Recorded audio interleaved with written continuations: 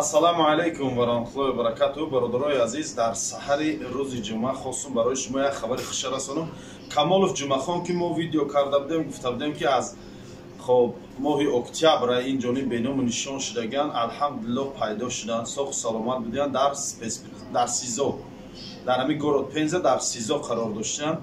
хулоса пайдо шуданд. ҳаминҷо телефон меёванд, занг мезананд, хабар мерасонанд ки хай мо ҳамин ҳодиса шуд, дар ҳаминҷа ғалтидагем. бачаҳои ёш, документотона хушрӯ кунен, ҳуҷҷатотона туғрӣ кунен ва аммо кормандони мақомот қатъи 7-8 беҳуда бисёр накунен. вақте ки омадан мисол ҳуҷҷатотона туғрӣ қатъишон разбору зубор кардан бефоида, барое ки ӯ давраҳое ки қатъи милисоҳо ҳаёҳӯй мекардану мисол гав мезадану чӣ мекардан, ӯ давраҳо гузаштагиа. ҳозир як гапи зиёдтӣ мезанин, мисли ҳамин додар борӣ мебаранд 3-4 моҳ беному нишонот мекунанд, як чиқод хабарот ай СИЗО ва ай турма мебиёям. ба ҳамин хотир худактона эҳтиёт кунен.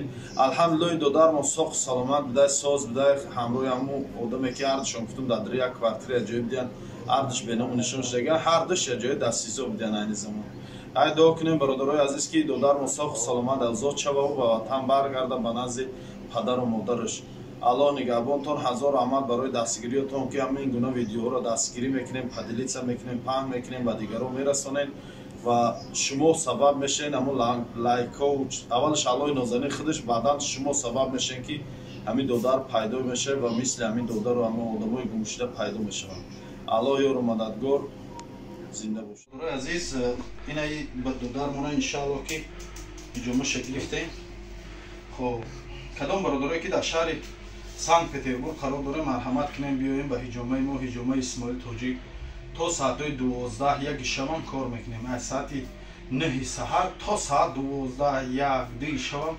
ин ҳозир соат 11 шав шудага. додар ҳиҷомагирӣ омада, бочка дуромад, бочка буромад, алҳамдулиллоҳ ин омада ҳиҷома шакл гирифтасем, ҷавобш метиҳем мера. аллоҳ нигаҳбонтон, омадантонро интизорем.